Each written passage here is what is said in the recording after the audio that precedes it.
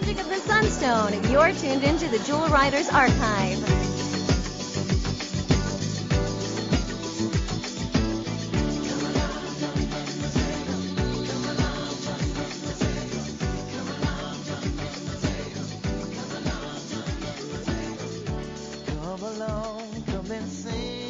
Hey Jewel fans, I'm Chris.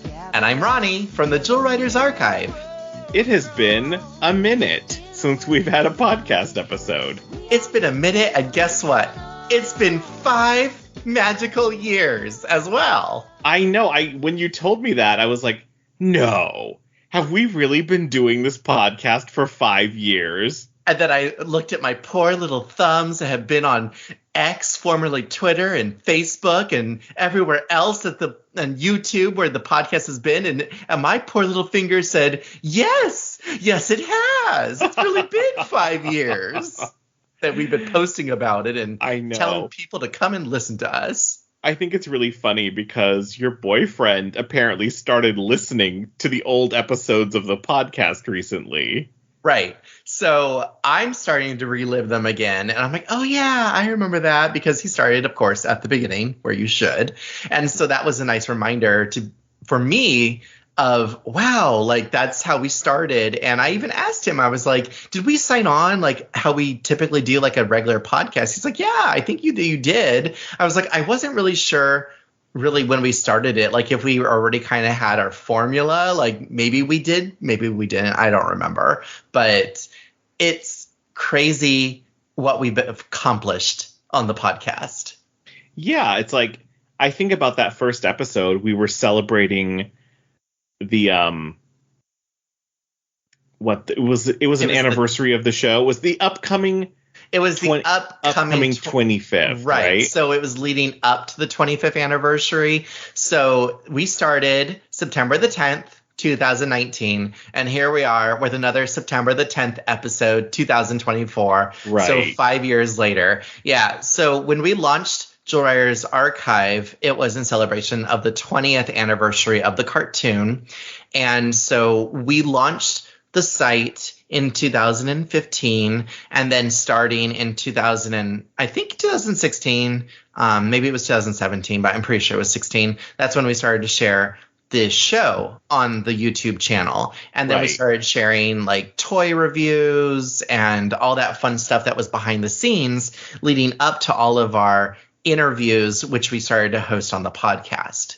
Yeah, and I think that was always our intention with the podcast, is to have a good platform to actually speak to some of the creatives and actors and, writers who worked on the show. Well, that was also blue sky, though, because, yes, I think that starting in 2015, well, I mean, we were starting to collaborate all of the, stuff before then. But it's like we really only had a couple of sources, which really were just like the scripts, the style guide, things like that. So we didn't really have anything. So I think it was actually good that we waited, because we were building our reputation online. We were building our audience. We were building basically our connections. And so we were able to then, utilize that and be like, hey, like, look what we've done. We've been able to get this many followers. We've been able to talk about this fun stuff. And we really kind of solidified ourselves as the destination on the internet for Princess Guinevere and Starla and the Jewel Riders. Yes, among all the tumbleweeds and competition for being the destination for Jewel Riders. Give me my little accomplishments. This is what we did. We created a little social media empire. Oh, yeah. And I look back at the podcast episodes, but how can you believe it? Like, we had a chance to talk to Corinne Orr. We've had so many amazing episodes with Greg Attore, the toy designer for the series. And, we've talked to one of the writers and illustrators, musicians. Yeah. We've talked about Avalon Web of Magic, and we had a chance to chat with the illustrator for that. And we also talked to, don't forget, Lou as well. So we talked about the music of Jewel Riders. We've talked about the toy design. We've talked to the creatives. We might not have had like podcast interviews with other people who were integral as part of the show, but we have had other blog interviews and, written interviews and things like that. So yeah, I think that the podcast, honestly, I have to admit, prior to the Jewel Riders, I didn't really understand what a podcast was. So when you started to tell me like, oh yeah, I want to do a podcast, I was like, what the hell is a podcast? Like, I didn't really understand what it was. Why would you put those little bean pods in a cast? Exactly. I don't know. I just didn't really know what a podcast was. And you kept referencing the He-Man cast over and over again. And I was like, okay, clearly this thing is something that fans latch onto. So it's something that people want to listen to.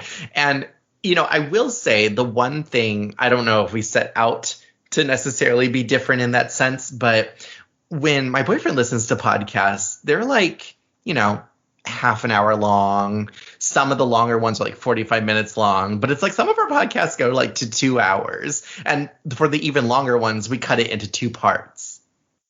Right. We've had some very epic length conversations with Greg in particular that have been like, there's just so much good information. Like, you don't want to cut any of it. Right. And I think, the thing that you were also saying was that when looking back, we were very prolific. Like, it was, updating the podcast pretty consistently. I mean, it was the same thing with the blog. Like, we were creating new content. And I think, to friend of the archive, Lisa's point, you can only really talk about the same product, the same property for so long, and then you start to not have as much content any longer, and it starts to be like, okay, we've talked about this, like what's the new angle? How are we going to talk about it again? Right. And, I think about, it's funny you referenced, I listened to a lot of Masters cast at the time that we started this podcast. And yeah, one of the hosts of that was Katie Hiley of RainbowBright.net. And, we even had a chance to chat with her a little bit before starting the podcast at PowerCon a few years ago, which was really fun. And you think about He-Man, though, as He-Man up until very recently even, they've had new cartoons, new toys, new She-Ra things, and, they can have podcasts that go over like 100 episodes, which is a huge amount. And, we're like, well, we had 26 episodes in 1995 and 1996. Yes. 13 episodes there, 13 episodes here. Now let's go and create, basically 10 years worth of content. Right. I mean, it's either insane or impressive or somewhere in between. I think it's very impressive. I'm constantly wowed by what we have created. And it's really something that I was a little taken aback when I know that you said that you were surprised when I said it was the 5th anniversary. I only realized it because I had the calendar invite, that we needed to record an anniversary episode. But looking back, it's like, wow, was that really 5 years ago? Like, the time really does fly. And I think, when I'm looking at the episodes, and as I said, with my boyfriend going back and starting at episode 1 and kind of going from there, and, every other day he might tell me, oh yeah, today I listened to this, and now I'm listening to Avalon Web of Magic, and now you're talking about the toy design and this and that. I'm like, oh yeah, I remember that. Oh yeah, that's right, we did do that. And I think the thing is that when you're really having fun, it's like, you don't really realize, like, we've been so blessed to be able to have conversations with all those fun people who, had a hand in creating Jewel Riders. Yeah, it's like the things that you, as a child, could not have imagined, right? Like, oh yeah, by the way, we chatted with, Lady Kale's voice actress, and she's a complete delight. which he did say that he loved the Corinne Orr episode. She's so fantastic. He's like, she was so well groomed, and like her, speech and the way that she interviewed. And then he's like, well, of course, because she's a natural. Like, she's been doing this for so long. But she snuggles the bear. How could she not be wonderful? But it was still, I think, and that's, I think, what has also made the podcast fun is that it hasn't just been professional style interviews with talent. It's also been interviews with friends of the archive, as the first episode was, where we talk about just kind of our memories about Jewel Riders and how that has affected not only our current creative lives, but what we've taken away from Jewel Riders, and it's the nostalgia, and it's also the emotional side of it. So it's like, yes, we do have those interviews where we do talk shop, but then it's kind of other episodes where it's more like a fuzzy feeling type of an episode as well. Right. And it's interesting. I think one of the episodes that has been rather popular in listens is the episode with the sisters who are authors, Alyssa Chiavari and Jane Watson. And that has always gotten some interest because people like hearing from creatives and what they do and what their process is and how the things that they loved as kids affected them and the work that they produce today.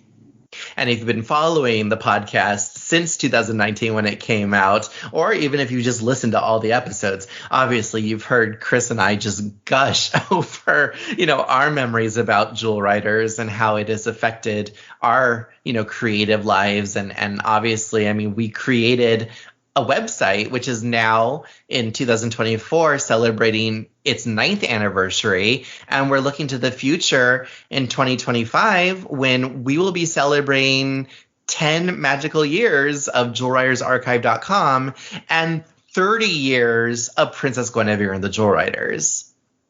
That's really blows my mind. How old does that make you feel? Mummy dust.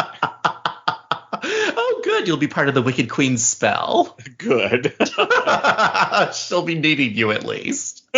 Oh, my gosh. But yeah, this year, 2024, Jewel Riders is celebrating 29 years since it aired in 1995.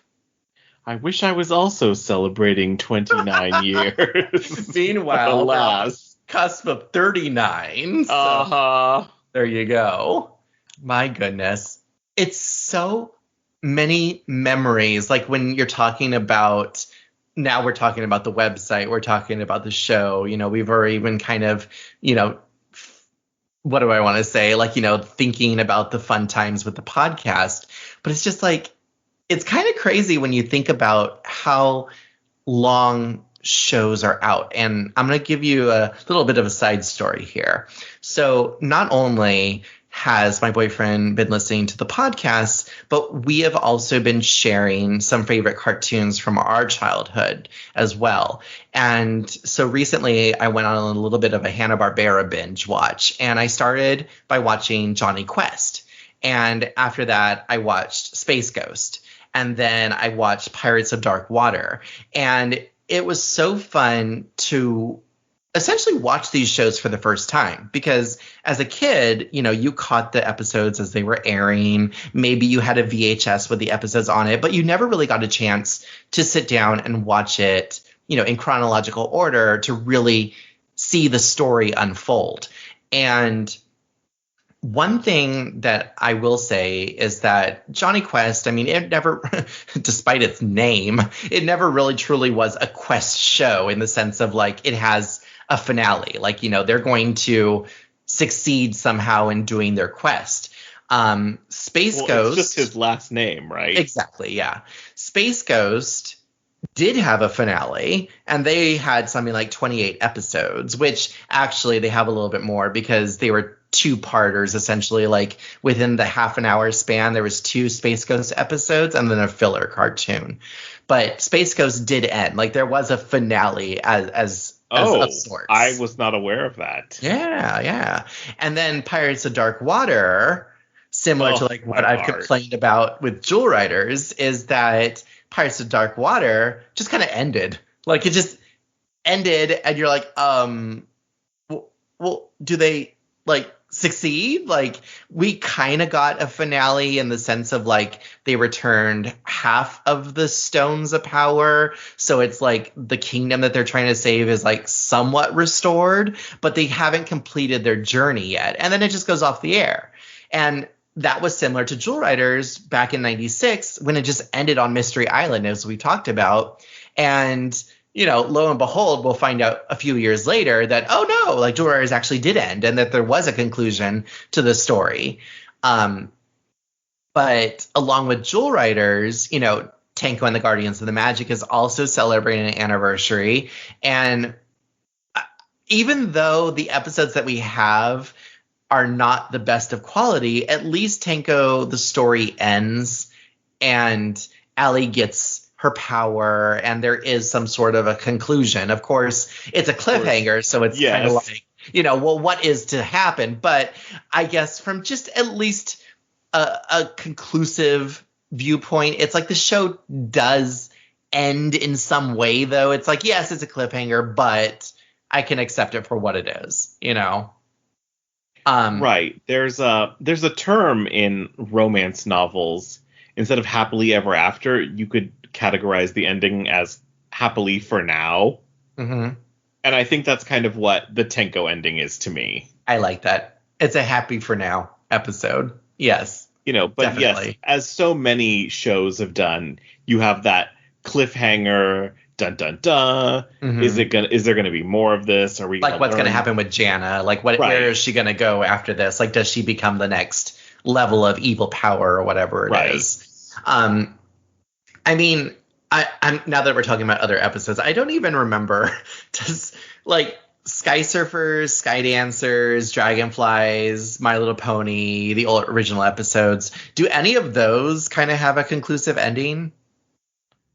So I rewatched Sky Surfer earlier this year, and I can tell you that it does not have a conclusive ending, because the big mystery in Sky Surfer is who is Cybron, who caused the accident that killed Jack's father and created Cybron. Mm-hmm. And, you know, there's like the whole mystery surrounding that he's trying to figure out as part of the sort of background of the show.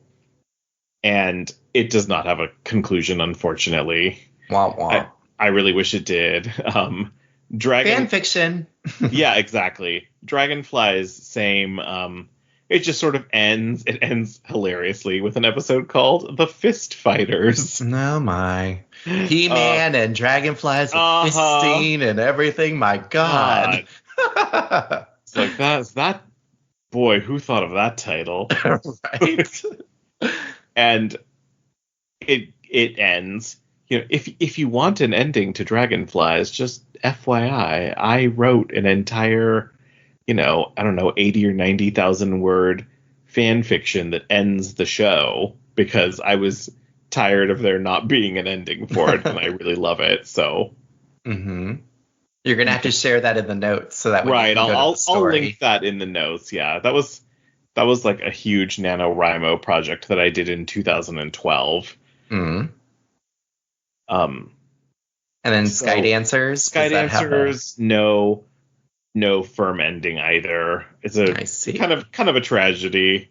Yeah. But it's not uncommon for shows of that age. In fact, Jewel Riders is uncommon in having a conclusive ending.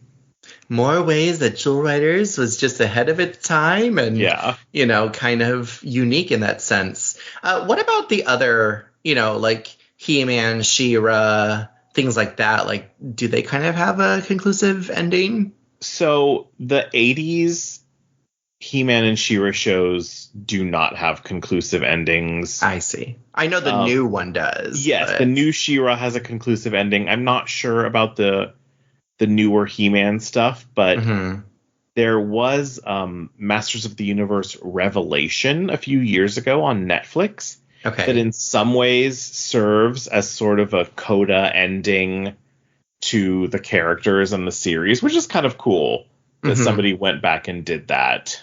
Right.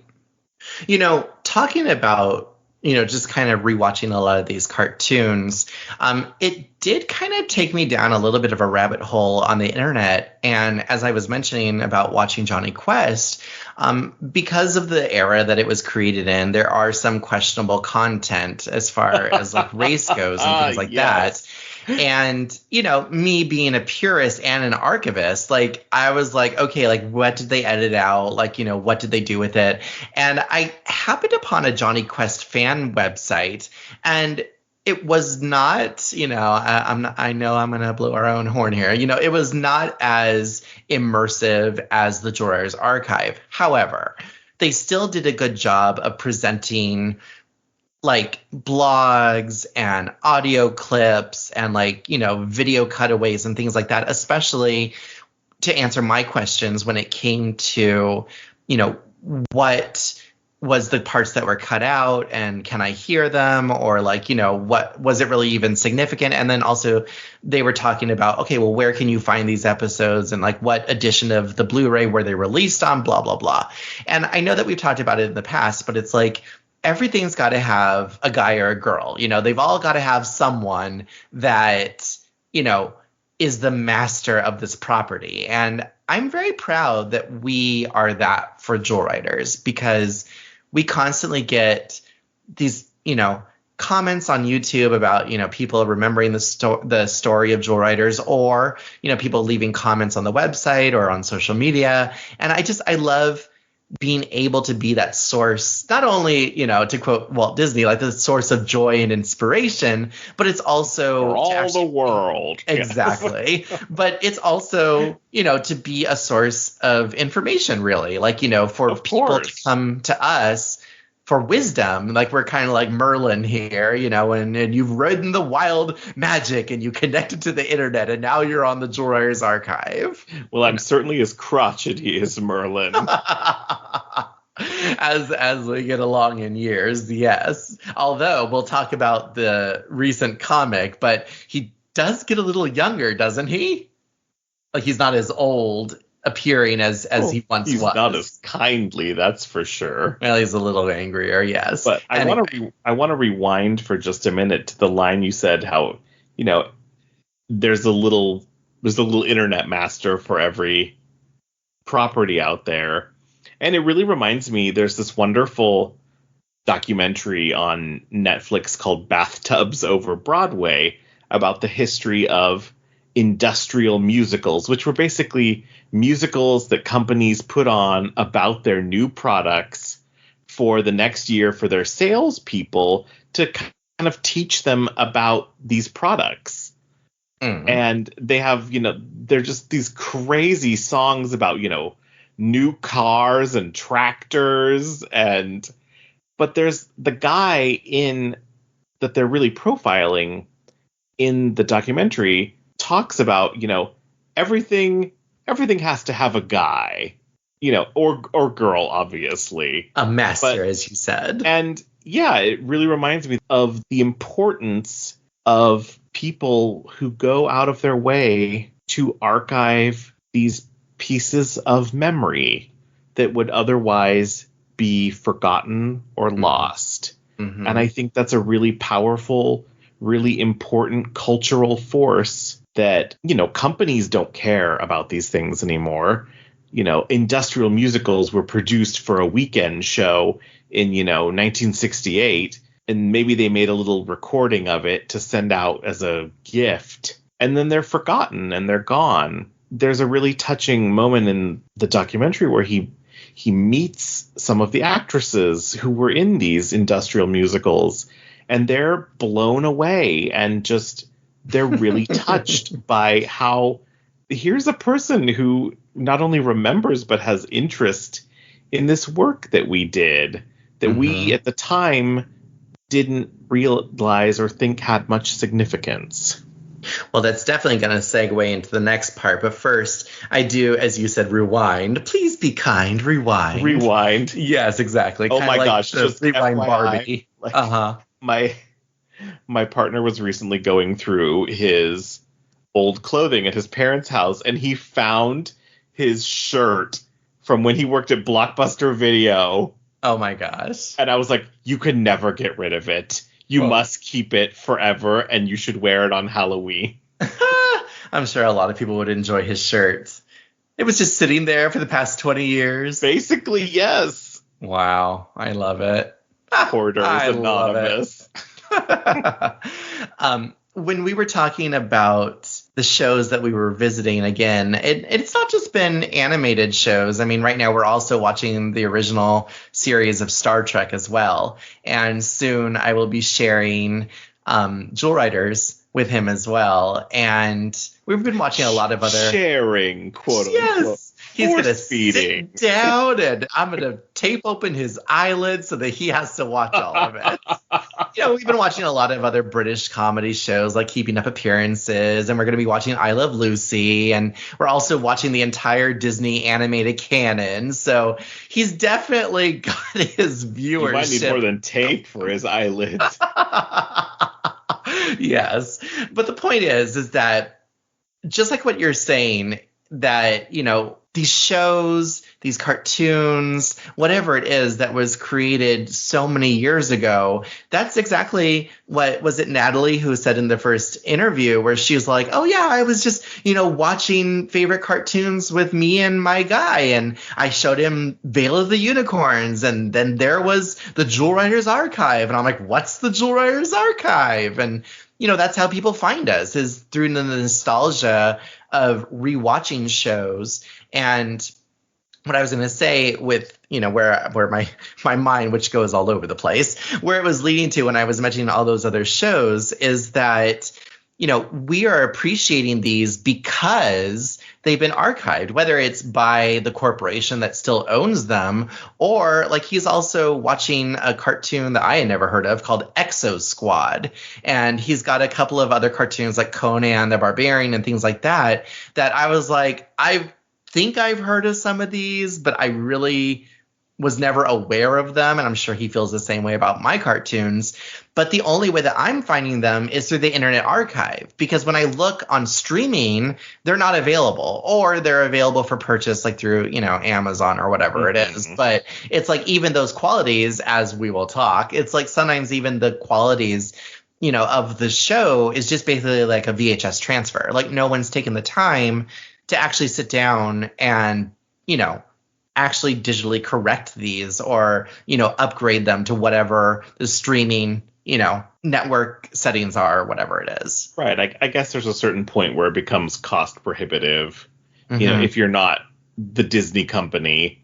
Right. Who's going to keep flagellating these things for the next 100 years. Which, just after assumption, it's like we assume that Tanko is owned by Disney because it was Fox, but it's like that's gone. Like no one's ever gonna, probably. Yeah, talk about being lost in the wild magic. Poor Tanko. Poor Tanko. Yeah, but even then, you were talking about the fact that, they're going to be, basically like milking this properties. I was also just reading a blog recently where it was talking about the copyrights and everything. And it's like within the next 10 years, we're going to see a lot of characters going into public domain that are Disney's bread and butter. And soon we're going to be seeing movies like Snow White going into the public domain. Right, because Steamboat Willie recently entered the public domain, right? Yeah, that was last year. Yeah. I think, or earlier this year, one of those.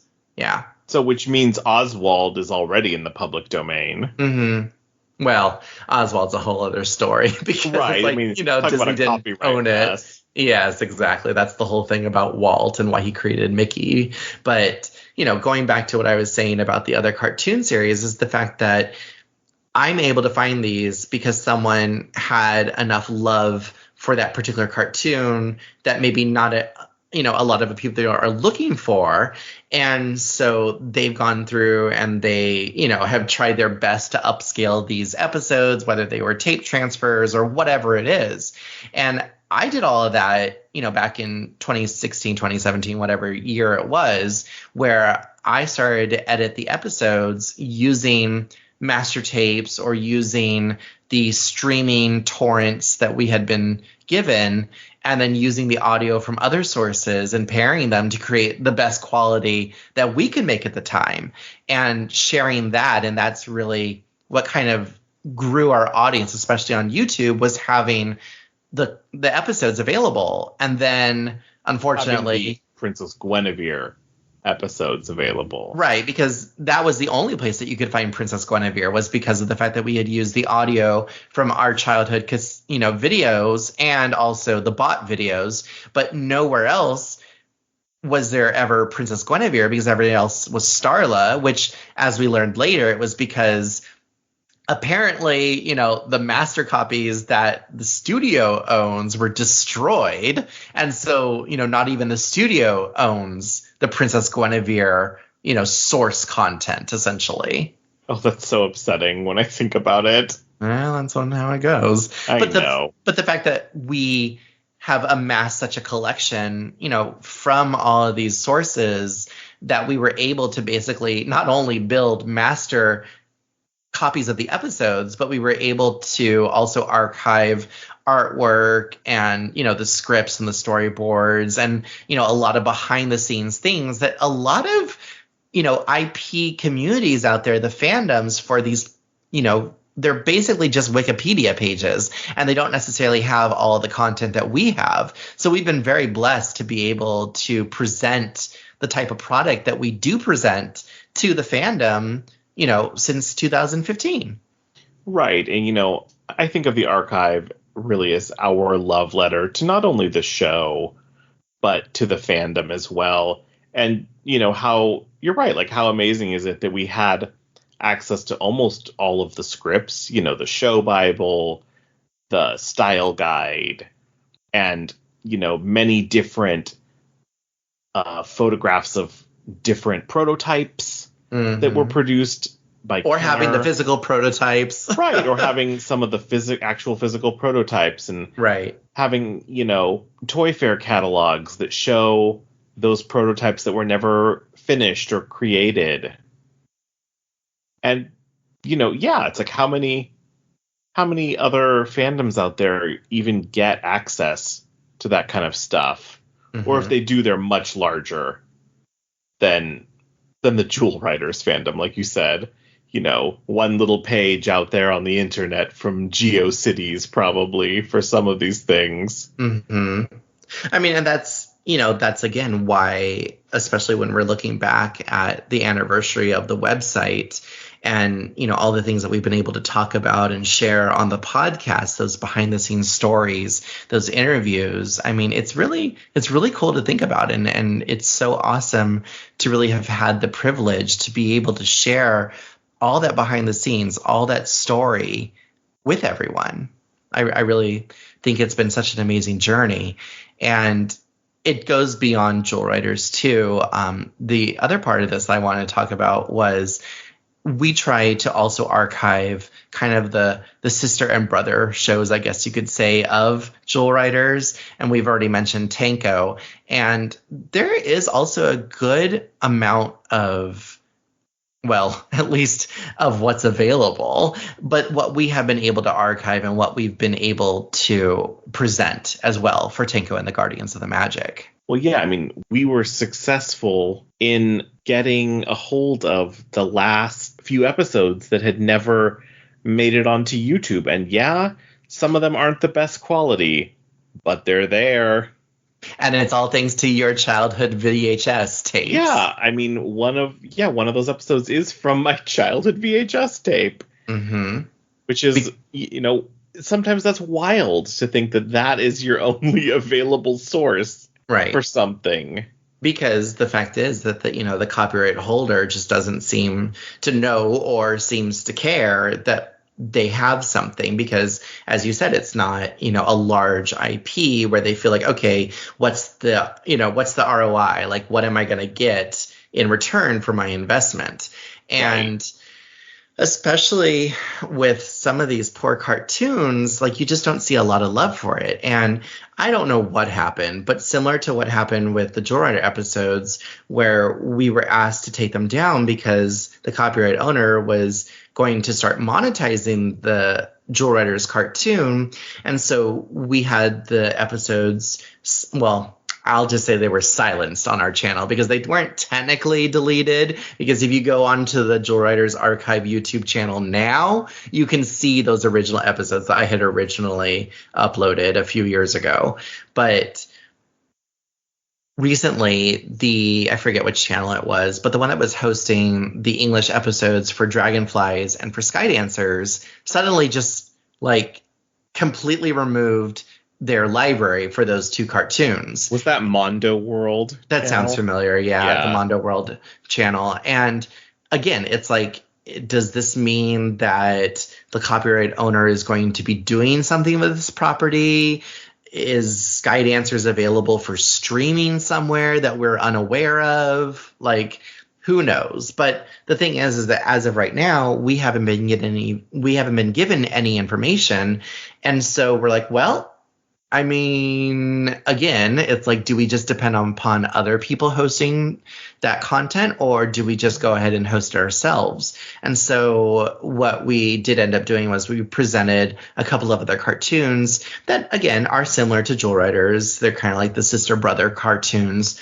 And so you can find those playlists on the Jewel Writers YouTube channel. And along with the different language for Jewel Writers, we've got a couple of different languages on there, with highlights of the English, the French, the Spanish, German.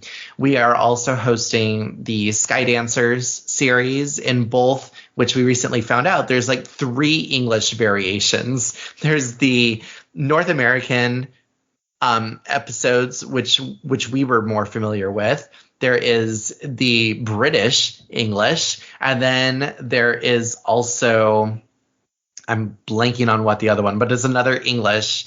Is it the Malaysian? Yeah, VCD Malaysian English. Yeah. So there's that one. And then we are also hosting in a playlist the Dragonfly series. We have the Sky Surfer Strike Force series, and I decided to throw in a couple of other series in there too. So we also have the original My Little Pony series, including the movie, and the My Little Pony Tales series, which I remember watching on the Disney Channel in the 90s. So I was like, oh, for nostalgia's sake, I'm going to share this. Yeah, you and I have had a lot of interesting discussions recently as you've been working on this about sort of the fragility of media and its existence and accessibility over time. Mm-hmm.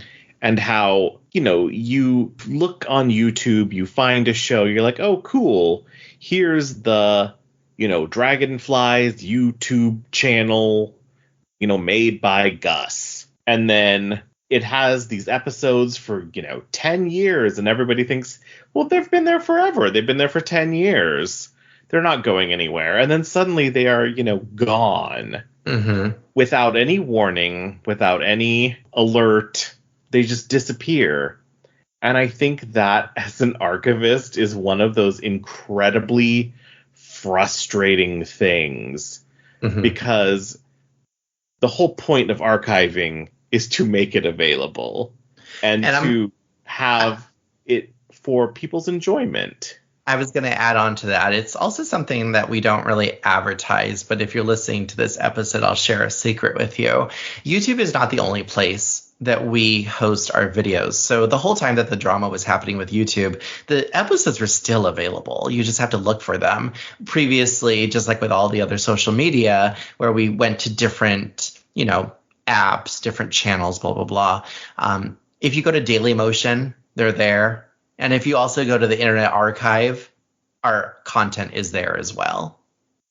So as an archivist, I was like, I got to make sure that, as you said, I don't want my work to be so volatile that with one click of a Google hosted site, something could just be completely removed and gone forever. Right. It's like it sort of sends like ice through the veins of anybody who's put work into archiving old media. Mm-hmm. I mean, I've even recently, by extension, on other stuff that I archive, one of the sister channels for the Jewel Writers Archive is a fantasy audiobook channel. And, I've been kind of sharing a couple of stories on there that I feel is related, like Dragon Riders of Pern or Tamora Pierce or some of the other authors that I feel, are kind of in alignment. And I mean, even recently, like, it was Audible, but they had requested one of my videos be taken down. And so I got a copyright strike. And then like kind of the same exact video, it was like a duplicate, but Google's like, oh no, we can't do anything about it. So now like that channel has 2 copyright strikes. And so if you get 3 copyright strikes within, I think it's like 3 months, then your YouTube channel could possibly be deleted. And it's like, all that work that you do for something. But I guess it's like, that's kind of the risk that you take when you're sharing copyrighted material. But it's like, but at the same time, it's like, if the owners of this copyrighted material don't really seem to care about the property, it's almost like, okay, but like I'm trying to share this for the fandoms or, for people who are searching for this content. And you're over here saying like, no, it's ours. And we're going to slap your hand for posting it, and it's like, well, then do something with it. Give us an official DVD release. Give us, something that shows that you still care about this property. Speaking of still caring about a property, I think one of the most amazing things to happen with Jewel Riders this year was the new comic that came out from Mad Cave Studios. Very unexpected. Yeah, I mean, here we were kind of like, well, we kind of talked all we can about this thing. We're going to start winding it down a little bit, and then here it's like, oh no. We have something else. Come back. So we had like a good chuckle about that. But it's like, here they go, reeling us back in. They dangled a little carrot in front of you. Yes. And, a lovely carrot it turns out to be. Which we are going to be hosting a review of the comic in our blog as well. Friend of the archive, Stormy, has written us a review for the comic that we'll be posting soon. Mm-hmm. I know that we did have a couple of fans who were like, well, we haven't really seen a review. I mean, I know friend of the archive, Lisa, did do a review on her Princess channel. I'm completely forgetting what it's called. But the Princess blog? The Princess blog, thank you. But, we didn't really give our opinions. So I think we can also take the time right now, since we didn't write the review, to give the Jewel fans a little bit of, our own thoughts. Yeah, sure. Okay, go ahead. And obviously, disclaimer for anyone that if you have not read the comic yet, it is still available. You can purchase it. Yes. Maybe skip through this if you don't want any spoilers. Right. Yeah, we're going to be talking about some spoilers, so please, listen with caution. Mm-hmm. Personally, for me, some of the characterization felt a little bit off. But overall, I thought it was a really lovely sequel or / soft reboot of the show. I think it's better than I ever expected Jewel Riders to get. I think sometimes the mere existence of it feels amazing. But so many times, these things that are sort of dead properties, when there's renewed interest in them, they either, reboot it in a completely different direction, or they'll take it and, like, oh, no, the art's not good. Ooh. And really with this, it mostly stays true to the show. It's a little bit of a sequel, but it's like a jumping on spot for new fans. The art is lovely. You can tell a lot of care was put into this production. And of course, I think a lot of that has to do with Lauren Heitsusen, the editor of the project, being a huge fan of Jewel Riders growing up. Mm-hmm. And I think, of course, it's like her care in steering this product to completion, it shows and it's appreciated. Well, I think it goes back to, again, everything's got to have a person. So it's Exactly. like she was the person for this. She's the Jewel Writers person at Mad Cave. Yeah, it's like the perfect person to take on this project. Right. Instead of being somebody who's, like, what the hell is this? And why should anyone care? She knows why people should care and why they do care about the show and still love it. And she was able to, get some of her colleagues in on it too. So she was like, "Oh no, you're gonna love Jewel Writers. Like, let me tell you about it, and let me, tell you the good news about Princess Guinevere." Right. She's the best proselytizer for it. Let me tell you. Like, Exactly. So I'll be devil's advocate here. So I will say that obviously we are excited that there's anything new for Jewel Writers because, again, we weren't expecting it, because it's like when you have something that's been around now for almost 30 years and it seems as though the copyright owner is kind of like, meh, I don't really care, and then to have this notification of like, oh, by the way, we need some source material for our YouTube channel, and we're going to be giving this property to Peacock for streaming, like, and they come to us, because they don't have the sources. I'm like, okay, clearly, like, it seems as though this property hasn't really been taken well care of. So I'm glad that, we were able to be the keepers of this for you. And now, what exactly is it that you're going to create? All along, we've been kind of like, again, there's that carrot. It's like they told us originally, like, oh, yeah, it's going to be the 25th anniversary. Like, we're going to do something. I'm sure that there's going to be like merchandise and there's going to be like clothing and we're going to see this and that and everything like that. And we can't really talk too much about it because it's just there's a lot coming down through the pipes, and it's like, well, okay. Like, I know, the little Cleo voice. Okay. Right. If that's what you tell me, I guess I'll believe you. Like, show me otherwise. As we continue to be the only source of merchandise out there on Redbubble, essentially. Like, right. If you want Jewel Writers merchandise, go to the Jewel Writers Archive Redbubble shop because we've got stuff. Go to our Etsy also, where you can still pick up a digital copy of the zine. Right. So it's like, well, we do have a book, which is available on Etsy. And if you want a shirt or a mug or any other of the on-demand printed items, it's all available on Redbubble. But getting back to what I was saying,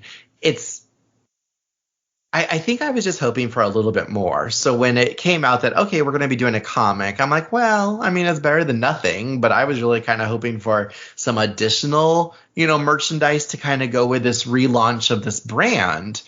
And that, I think, goes back to what we've talked about many times in the archive showcase episodes where we review the toys and the merchandise and the memorabilia. And we said the fact is that the marketing seemed like it was kind of everywhere. Like, you have dolls and then you have party favors and then you have shoes and then you have a calendar. And it's like, it's very diverse, which is fun because it's, a lot to be able to collect, and it's all different stuff. It's not just toys, but at the same time, it's like if you went into a store, you would only see like maybe one Jewel Writers item on this aisle, and then you go to the next aisle and maybe you saw one other Jewel Writers item. Like, it wasn't something that really told a full story. Yes. There wasn't an end cap full of all the Jewel Writers product in a Target somewhere. Right. Unfortunately, there wasn't. It's not like and again, I mean, that's all Gregatore, but there isn't any Disney princess aisle, essentially. Like, that's what I think Jewel Writers needed, was for all of its merchandise to be kind of grouped together for you to be able to say, oh, I like this program. Like, what are all the items that I enjoy? And let me get all of it. I mean, I get it. Some things do need to be divided, but still, it's like when you've only got like 2 sticker packs, it's like they may or may not be located next to the party stuff, and they might be out of the rest of the stuff. Anyway, so going back to what I was saying, it's like I'm glad that we did get a publication. The redesigns, I mean, there are some things that I know, like Lisa brought up, like the coloring of Gwen's hair, and you talked about the kind of demeanor of Merlin, but they really made Archie more of a fun character. I feel like they kind of gave some of Archie's grumpiness to Merlin, and they made Archie just kind of this more lovable, fun anime style character. And right. And I'm surprised that also you didn't say anything about Drake. How do you feel about Drake's kind of recreation here? I mean, on one hand, I absolutely love it because I think he got more characterization in that one little graphic novel than he did throughout, the entire show. Mm-hmm. And most of our listeners probably know that he's my favorite character in the show. And so to see that was really fun. And in many ways, Drake honestly feels like the most rebooted character in this iteration. Mm-hmm. But he's also very informed by... He's much more informed by current trends in psychology, writing and psychology. Yeah, we talked about this on the episode with the creators, where they talk about validating feelings and things like that. And I could definitely see this Drake walking out of She-Ra and the Princesses of Power and into Jewel Riders. So you think that they kind of took a lesson from what made the new She-Ra, kind of connect with the audiences and was like, okay, we need to kind of emulate that in this production. Yeah, and I think it's the most comparable comparison for this. I definitely feel like Gwen herself might have been a little bit of a missed mark. Mm-hmm. To me, this Gwen was very pensive and kind of not mad, but frustrated. Mm-hmm. And, the Gwen of the show 100% confident. Loves being a princess. Right. She has no ambivalence about her role as being a princess and the next ruler of Avalon. She just doesn't. She was born to it. She loves it. She loves the life, the clothes, the parties. And she's the pink. She's a little bit bratty, and in many ways, she's not a perfect character, and that's okay. That's why we like her. And that's why we like her, because she has a lot of personality. And, a lot of that, unfortunately, felt a little stripped away from this iteration of Gwen. It's kind of funny because it's like the personality got sort of like transfused into Drake, but it's like it cost Gwen. Well, it opens with them talking about like their marriage and like their, upcoming, vows and this and that. And like they're meeting with like a minister, it seems. Right. They're meeting with their marriage counselor. And it's funny that you should mention about the new iterations, because also, was it a few years back now that we talked about Amethyst, Princess of Power? Princess of Gemworld. Gemworld, sorry. Confusing the two. So, the original Amethyst in the comic books, well, one, she's Amy, and so she's a young teenager, and I think that we see her grow as well, but she becomes much more confident throughout the series, but starts off kind of like, I don't know what to do, and I think that she kind of maintains that quality throughout, but it's something that makes her seem like, it's kind of like Belle's wisp of hair, like it's just a reminder, like, hey, this character's not perfect, and that's okay, like, because it helps you to identify with her. And then to kind of like the character of the new She-Ra versus like the 80s She-Ra, like of course I'm gonna love nostalgia. I'm gonna love, because I am, even though I'm not a girl, like I'm a girly girl. Like I am a princess. I am all those things, like that's what I love about the Disney princesses. That's what I love about Jewel Riders. That's what I love about all these things. And so for me, it was like there was something that kind of was taken away, I think, from the comic book, in that I know that like we have seen that change in a lot of these properties. But, almost to Lisa's point, like there's nothing wrong still with being a princess. Like there's nothing wrong with still being a girly girl. Like some of us are just still like that. And I think that sometimes these companies want to be so, modern and hip that they're like, oh no, people don't identify with that. Like we can't have someone be that way anymore. And it's just like I appreciate every once in a while when we still have characters like that. Yeah, I mean, I know Lisa has talked about this many times on the Princess blog about every princess has to be a warrior princess now. Mm-hmm.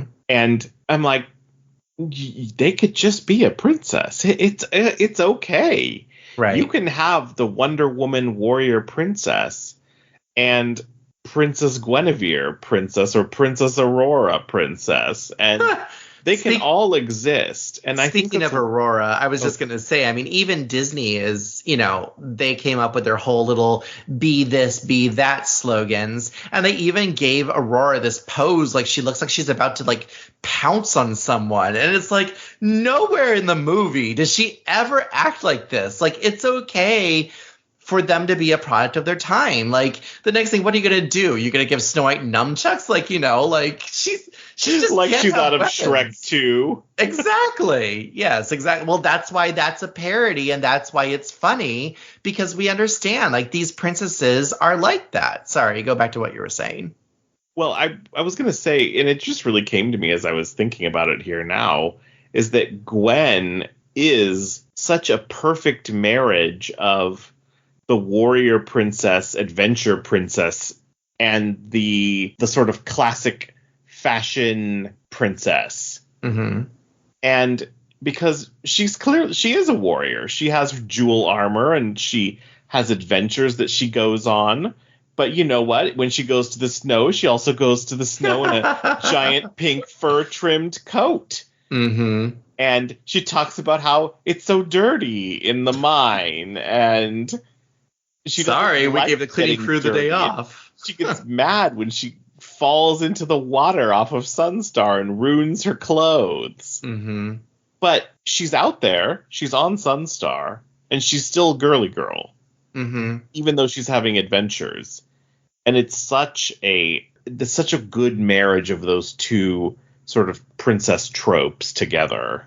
Well, obviously, that's why we love the original. I mean, I don't want to be too negative against the comic, but I mean, I'm just, that's what I was thinking. And it's kind of like, again, Disney always seems to be my go-to, but it's like when you watch the live action, movies versus the originals, and it's like they're trying to do something here. It's like even most recently with the Snow White trailer, when that came out, and like all I've heard is groans from people, because it's just like, one, why are you remaking a good movie? Like, don't remake the good movies. But then two, it's like, why are you trying to make these characters so modern in the sense of like, no, we can't even have them be who they essentially are as characters. It's like, that's why people like these characters. But yet you're trying to change essentially who they are just to make them more relevant, I guess you could say.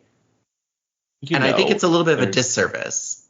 There's a wonderful Snow White film adaptation called Mirror Mirror that I'm like, it's right there. You can do a wonderful Snow White that's different and still good without feeling like it's trampling on the original property or embarrassed by its history, I guess. Mm-hmm. Oh, you mean not Happily Ever After? I thought that's where you were going to talk about. Oh, I do love Happily Ever After. Happily Ever After is a perfect example. From Filmation. If you haven't watched it, watch it. Yeah, I mean, that is a fantastic movie.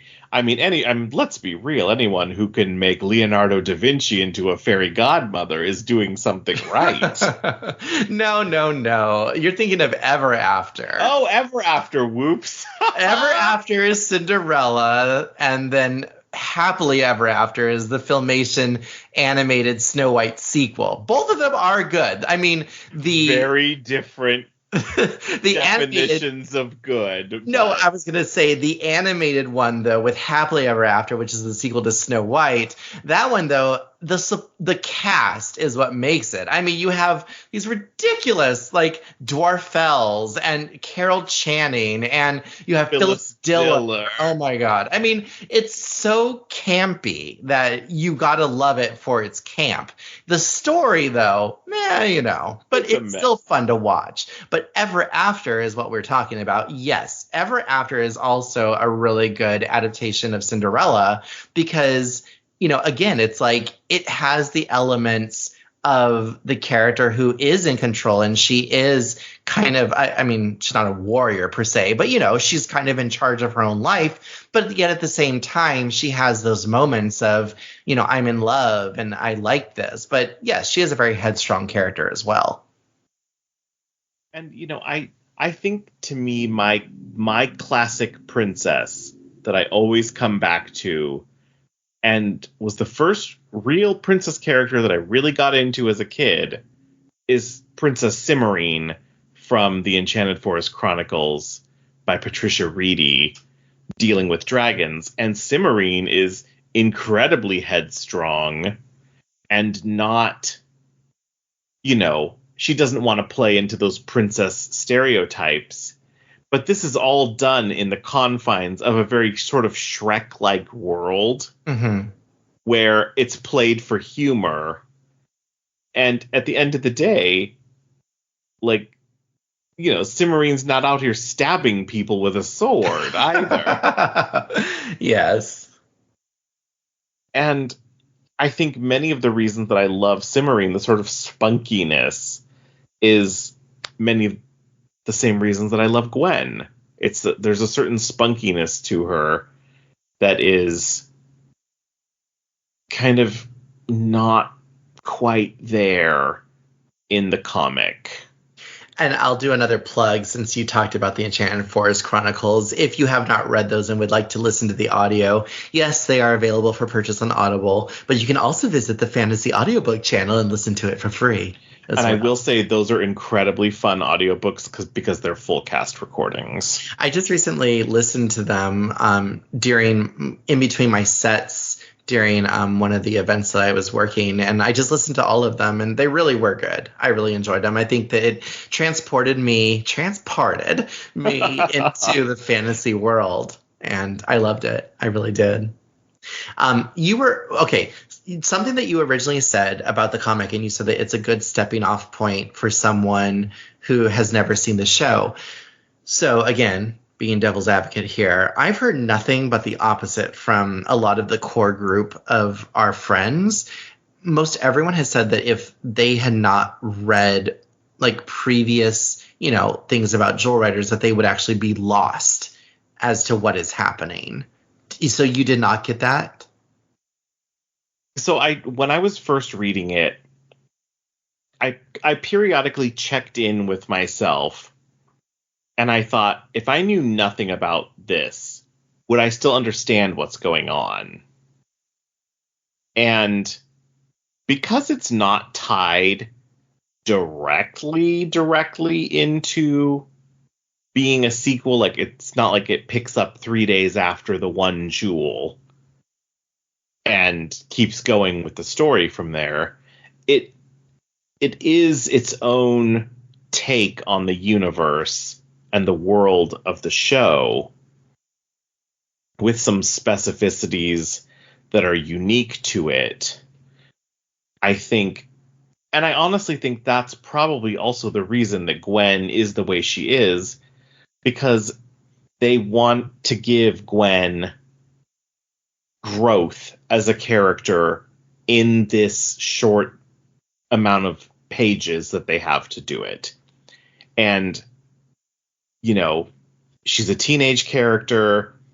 and she's unsure of her future. It's a very classic, teenage growth of starting where, you're unsure of your future, and as you grow and learn, you become more settled in who you want to become. And, that is interpreted through the lens of a more modern take on princess characters, yes. But I do think it at least gives new readers something to at least a little bit invest in this character, to see what growth she's going through and what struggles she's going through and whether she'll overcome them or not. The world, not always super well explained in the comic, but again, I think a lot of it is like, do you have the room? Do you have the space? Do you have 26 episodes? Yeah, like the art does do a lot of heavy lifting for world building in this book. Mm-hmm. And also, like, let's be real, like, who gonna know who King Odeon is? I mean, I think fans of the show barely know who he is. Right. I mean, if you missed that episode, you wouldn't know who he is. Right, exactly. Because he doesn't really play a part in any other thing, which is funny because it's like, really, you only see outside of the main characters, like, there's the Guardian of the Hall of Wizards, and I'm trying to think if there are anyone else. Like, Kit the Prism Fox. But that's about it. Like, you never see any of the other characters again, even though they take such time and care to create Wisp and to create the biker sheep and to create, the troll and to create, whatever other character you see, and you're like, Tamara's parents, Fallon's parents. Right. And then you just never see them again, Gone. I mean, maybe the comic will do a better job at that, but I thought that there's such a large world and such a big story to tell that I thought, it's hard to kind of like get like going, kind of like, hit the ground running with action, but then also trying to catch the reader up as if they don't know anything about it. So I thought for my own self, I was like, okay, let me look at previous examples. Like, let me look at Amethyst, Princess of Gemworld. How did they set it up? And, it might, again, it's the era because that's the 80s, but it's like there's this repetitivity. Like, at the beginning of the comic, it would always remind the reader, like, oh, like outside of Gemworld, Amy is just a teenager and she lives on Earth, and that this is a new world and this and that. And yet I thought it was very easy to tell. And yet that was also a comic book. So I'll just say that I think that they did a good job with what they had. Of course, I felt like there could have been a little bit better of a telling of it. Maybe if you also did more like Lord of the Rings and like more if it was just like a prologue, like catching you up to what had happened and then take the story from there, because from what we've understood that this is not going to be a one-time thing, that this is hopefully going to, have a couple, maybe one more or maybe a few more, books that are also going to be in this series. So I do hope that they continue to tell the story. But along with the character changes, there was the name change for Anya as well. So, Yeah, I just didn't understand that one. I still don't understand it.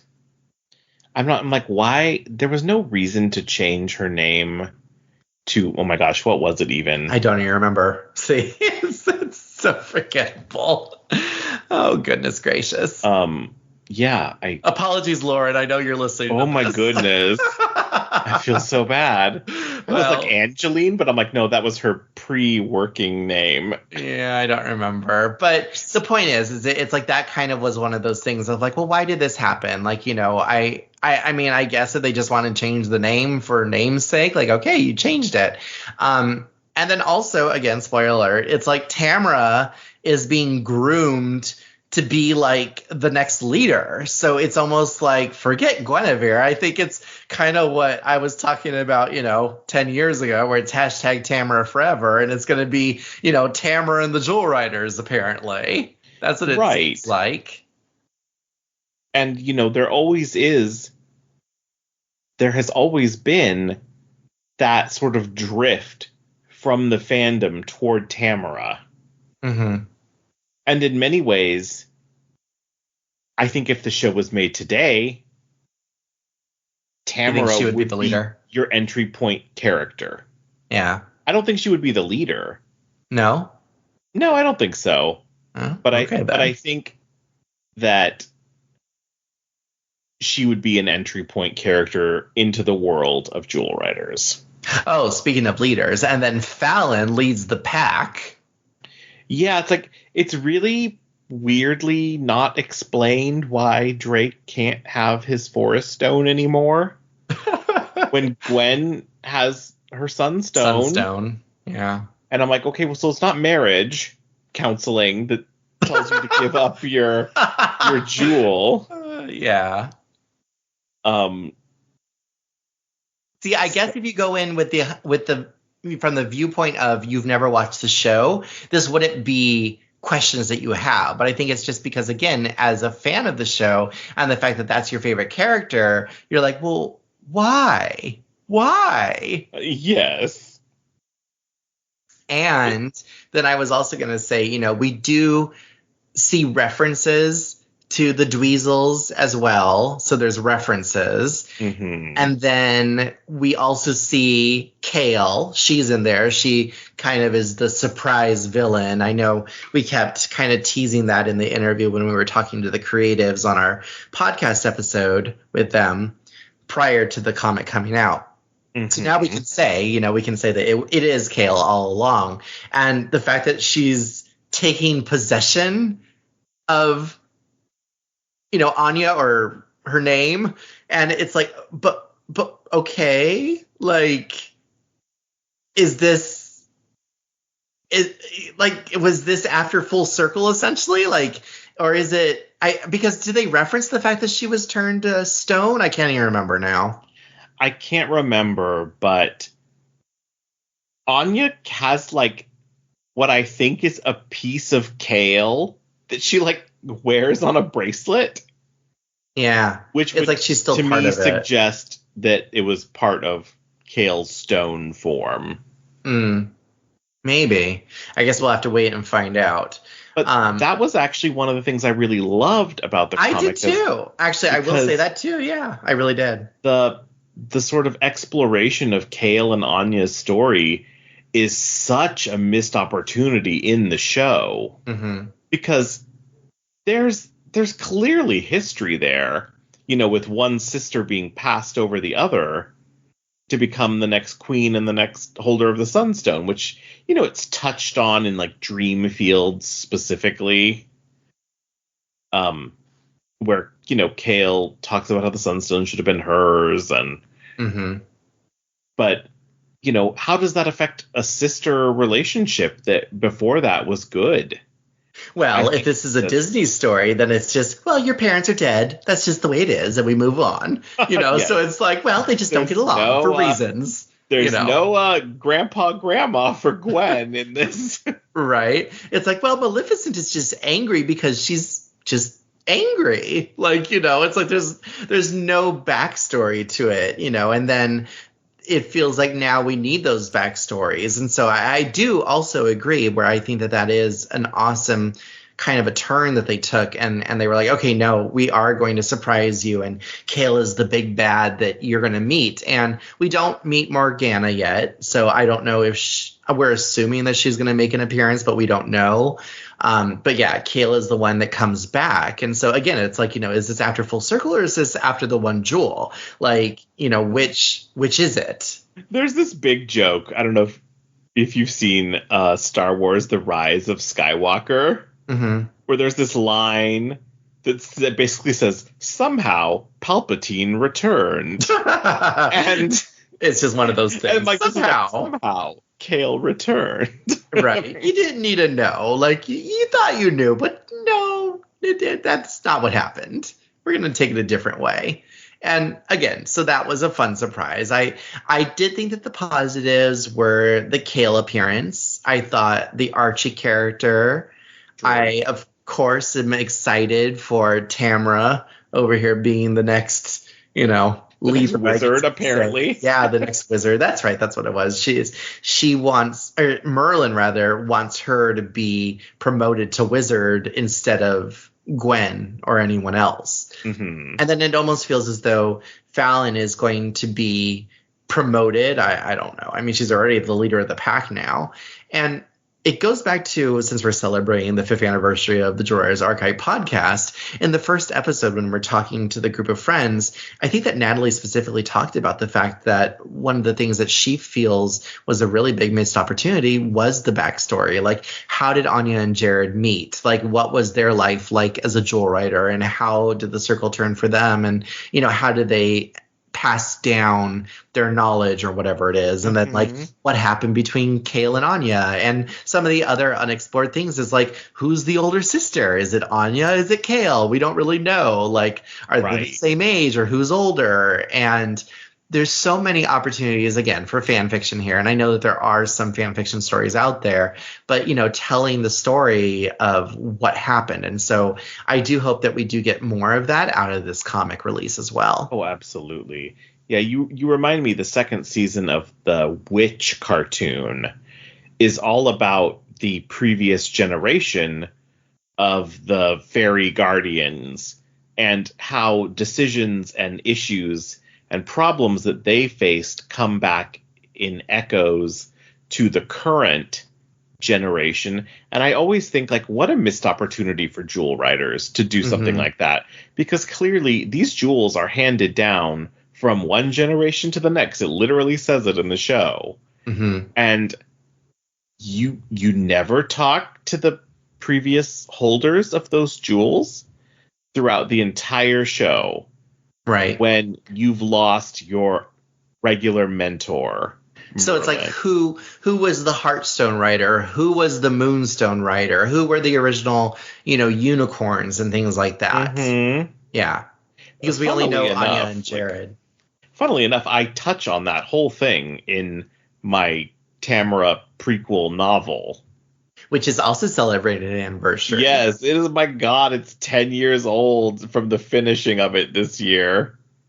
Do you want to tell us a little bit about that and where people can find it? Yeah, so you can read it all on the site now, but the easiest place to really read it would be on the AO3 Archive of Our Own or fanfiction.net. And it's a story that basically follows Tamra from before she gets the Heartstone until her Circle of Friendship ceremony, and then a little epilogue at the end for some fun cameos. But one of the things that was important to me was that, like, okay, well, where and who were the previous Heartstone and Moonstone writers, and why aren't they there in the show? And, I tell you why they're not there when you read it. But they do play a big role in my story. Specifically, I created a Heartstone writer named Devin, and he's the Heartstone writer who came after I made Tamara's mother, Charity, the 2 generations ago Heartstone writer. And that's why she's, so good with animals, and they have their farm and all of that. So it's almost like it's a genetic thing. Like, if you're born into this family, it's almost like you're going to be a Jewel Rider, essentially. Well, yeah, because I thought about the Sunstone. The Sunstone is a genetically linked jewel that's passed down within one family for however many years it's been going. Infinity. Yeah. And so I'm like, well, why not the other jewels? Why wouldn't they sometimes find certain families who they're in tune with over time? promised to be a good read. So if you want to find Yeah. it's celebrating its 10th anniversary. Another anniversary. And speaking of anniversaries, technically there is another anniversary as well. We're talking about spin-offs and things that we were working on. When we started the podcast back in 2019, we started to share information about a comic series that we were sharing on the Jewel Writers Archive called Circle of Friends. And that also is celebrating its 5th anniversary this year. We did share the static comics on the website and also on social media like Instagram. But a few years ago, I was like, you know what? It'd be so cool to make a motion comic and to give it life and voices and all that fun stuff and music. And so I've been recently sharing some behind the scenes videos on YouTube. So if you follow us on our YouTube channel at the Jewel Writers Archive, you have probably seen this behind the scenes videos of me painting and doing some fun stuff with the artwork. Well, those episodes will be coming out probably, I don't know, within the next year. But I'm trying to release them in order, so I'm still working on the first one. Was that one of your COVID projects? It was actually, yeah. So I've had some of the episodes done for a few years now. I just haven't had a chance to start the show at the appropriate episode. So that's first what I'm going to be doing. But yeah, so 5 years ago, we thought that it would also be fun to tell this story from the perspective of the animals. And so that's exactly what we did through that short-lived, very short-run comic series. Very short. Yes, but it was still fun. Like, it was still something that was, you know, like, hey, like, what if it was told from the viewpoint of the animals? And I think that we did something really fun. Like, I really enjoy the animated the comics. So to go along with the whole, you know, reimagining of the series through the comic, you're also going to be able to see some reimagining of our little shorts of Circle of Friends, which is the Jewel Writers Archive made motion web comic, I guess you could say.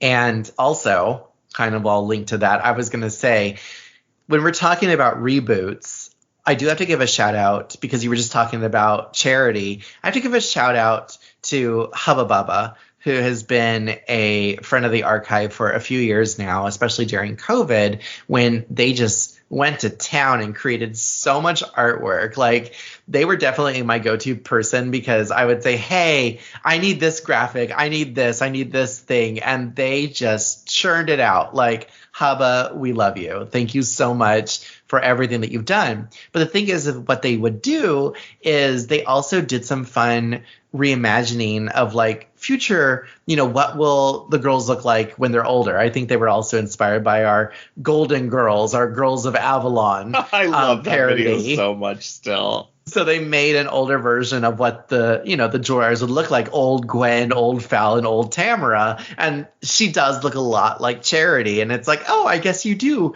After a while, you do become kind of a country lady. Like, that's what you become. Right. But Hubba also consistently showed Max and Josh in a gay relationship. And so for me, that has almost become canon. Oh, like, absolutely. I look at that artwork and they are just so cute together that I have to admit, I was really upset when the new comic did not show them in a gay relationship. I'm like, are you kidding me? Like, this has already been established by the fandom that they are gay and they are together, and that's the end of it. You know? Yeah, I have to say that if I was writing my book today and not, you know, starting it in 2008, like, I would have absolutely put them together. Mm-hmm. I mean, that's the cute little shipped little relationship. I love it. I know. I think we like it also because it gives them more personality than the show ever thought for them in any regard. I mean, yeah, they didn't get much airtime. Do you feel as though the comic is giving them more opportunities for interaction, the pack? Yeah, I actually really do. I think one of the things really that the comic did so well by was all the pack characters. Mm-hmm. They really, you know, there's still not a ton of Josh and Max. It's not their story, but they're there and they interact with Fallon and they have, you know, feelings and thoughts and lines. And lines, exactly. It's not Max being carried away in a chair by a vine in Fashion Fever. You know, we've talked so much, it seems, about from the story perspective of the comic release. I mean, do you have any thoughts on the artwork? I overall really like the artwork. I think it's really cute. I like that it's slightly anime styled. I think that fits well with what a modern take on this property would look like. Mm-hmm. And I think, again, that's also filtered through She-Ra and the Princesses of Power. Right. I really like the artwork as well. I mean, obviously, there's something nostalgic about the original designs. Of course. But I think that I'm also open to change. And I like the way that it was reimagined. I think that there were some things about the color palettes. Like, I think that Gwen doesn't have as much pink, I want to say, or something. I don't remember exactly what it was, but I remember thinking to myself, like, this was a little bit of a missed opportunity. But overall, I do like the designs. I like, I think it was the jewel armor. Like, I mean, Tamara's and Fallon's were still very similar, but it just seemed like Gwen's redesign, like, it doesn't have, you know, kind of that classic trademarked, you know, little swirl design around her chest and her cape and things like that. Like, all of that was kind of changed. And so I just felt like the Gwen character, we've talked about her, you know, her own personality. Well, it's also her visuals. I feel like the main titular character was the one that went through the most redesign. Yes, like Gwen, it needs to be stated that Gwen's jewel armor is pretty much a complete redesign. Mm-hmm.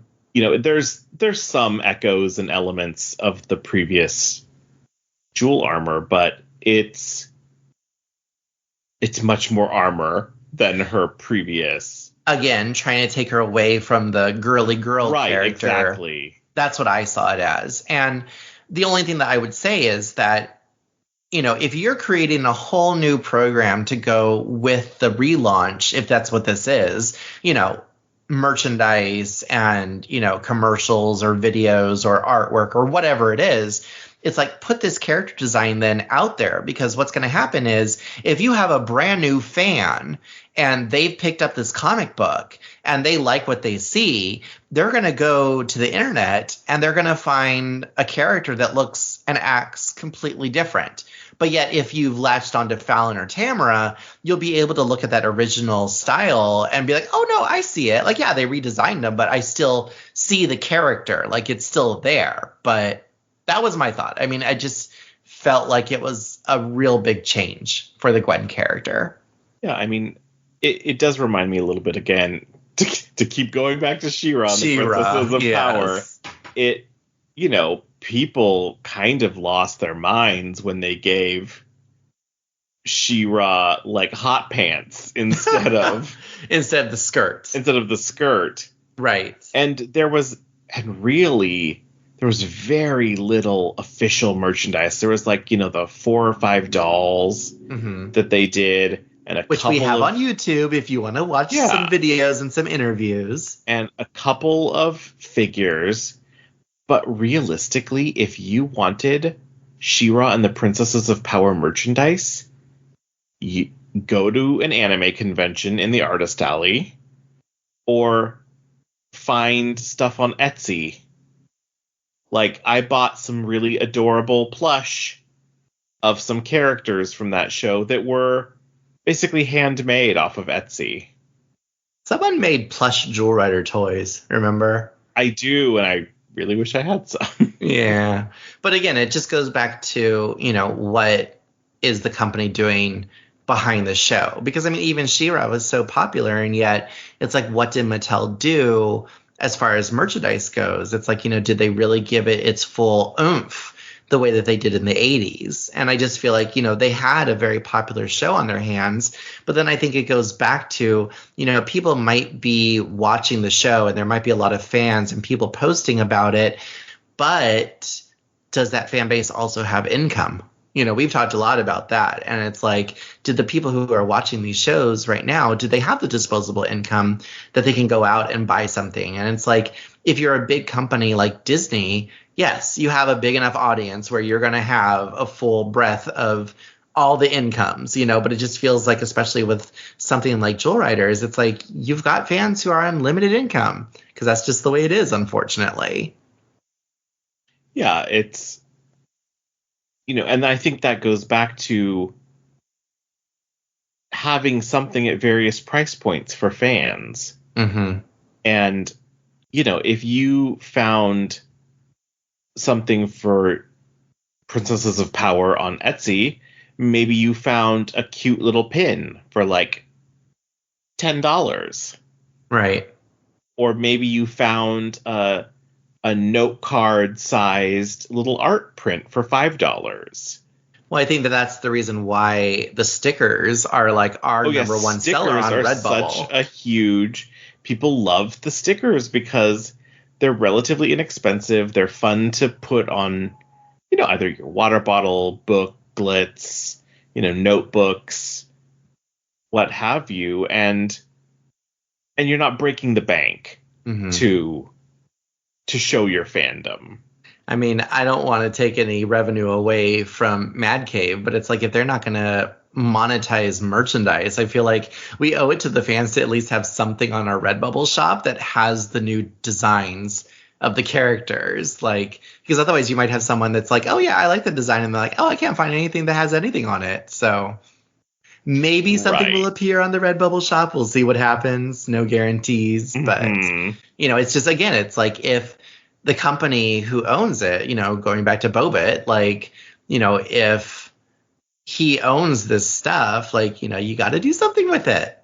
And I'm going to end my little tangent by just talking again about the fact that we were contacted by the copyright owner to give the copyright owner source to post and to sell to Peacock. So the episodes that are streaming on Peacock are the episodes that I worked on to share on YouTube. And now, after, there was that whole thing about taking down the episodes, now Amazing Adventures has their own channel and they're hosting the Jewel Rider episodes once again. But they're just our episodes, because if you watch it all the way through, at the end there's our tag where Carrie Butler is saying you're tuned into the Jewel Riders archive, and it says, copyright whatever 2020, when I originally did the episodes and I originally compiled them. So the episodes are still available for Princess Guinevere and for Starla. They're on Tubi, they're on Peacock, I think they're still on Amazon, and of course they're on YouTube as well. Right. Well, that's 5 years in a nutshell. 5 years and 90 minutes. What a whirlwind. There you go. I hope you enjoyed your time travel starting in 2019 and going straight through a worldwide pandemic and ending in 2024. And here we are, grayer than ever, but still here. It is funny because it is a time capsule. Like, my boyfriend was like, oh yeah, I was listening to your episode and you guys are talking about how you guys went to a toy fair in February of 2020 and you were hoping that everything would be back to normal by August. And it's like, well, that happened. It sure wasn't. Yeah. Exactly. I know. It's crazy. If there's something that you would like to see from us for the upcoming 30th anniversary in a year, please let us know. The 10th anniversary of the website. Yeah, and I think we're still interested in doing something definitely to celebrate that anniversary. I was over here contemplating whether or not I should print another run of a special 30th edition of the zine, maybe a special 30 copies for the 30th anniversary. Oh, we'll see what happens. I mean, maybe the people who didn't get their copy, maybe they would still like a copy. I'm sure there's still people out there who may be interested in having a copy. Because you could still buy your digital zine, just not a copy right now. Yeah. So, I mean, if there's something you'd like to see, let us know. I know a number of people have asked, if we're ever going to be restocking the pins, the jewel pins that we had. You can maybe make that one that you wanted to make. Again, no promises. No, we'll I see what know. happens. Yeah, we definitely had talked about taking our 25th anniversary artwork and trying to get a pin made of that. It was just because of the color palette that it was much more expensive. Yes, it was prohibitively expensive. But who knows? I mean, now we have some, not much, but, the purchases that you make at our Redbubble shop, at our Etsy shop, whatever it might be, it does help to keep the Jewel Writers Archive open and going and funding, new projects to be able to do. Because, again, it's like all this stuff is we're paying out of pocket to create these things. Right. Like, we've been paying web hosting fees since 2015. Since 2015, yeah, it's like 9 years of paying web hosting and podcast hosting and all of it. And we certainly have never approached it as something we're not for profit. Making money on. Let's be real. Yeah. I will also give a shout out to followers as well, because talking about, giving and people who are selfless, there's been a lot of unfortunate incidents that have occurred, especially while I've been in the process of moving. And when I was in Los Angeles, not only was our parking garage vandalized and things were stolen, but then later I was also involved in some mishandling of my items during a move, and there was water damage to some of the Jewel Writers Archive items. And so fans pitched in and they contributed when I started a GoFundMe, and I really appreciate the loyalty and the love that I felt from them. So thank you for all of you who donated. Sweet. Very much so. All right. Well, with that, if y'all want to see more from the Jewel Writers Archive, you can find us at www.jewelwritersarchive.com, or you can find us on X now. Yes, X. Formerly Twitter. Yes. The X, formerly known as Twitter. Facebook, Instagram, either at Jewel Writers or at Jewel Writers Archive. And of course, our home on YouTube for the Jewel Writers Archive. And I do also want to chime in there. A while back, we did talk about not having new content posted on the socials, with the exception of the blog and YouTube. That has maintained. However, again, as we talked about earlier in the episode, we made that commitment. And then they decided, oh, yeah, by the way, we're making a comic. So it was like we had already kind of committed to stepping back a little bit and not doing updates. But since the comic has come out, I have tried to share a few things. Maybe it's not as much as obviously it was at one point. But again, you can still find us on those socials, but it doesn't mean that it's necessarily going to be with consistent updates. Right. And, please enjoy, 8 years of updating. There's so much archive there. If you want to scroll through the thousands of posts, please be my guest. Yeah. And of course, if you want to listen to any of the podcast, you can find it at your regular home for podcasts. We are pretty much everywhere, as far as I know. And as we like to say at the end of every episode, friends together, friends forever.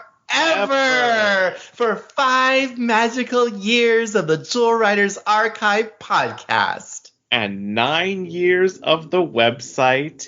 And 29 years of the show. Yay! It's so wild, and we're so happy still to be here and to chat with everyone about Jewel Writers from time to time. Very much so. Thanks so much for making these 5 years memorable.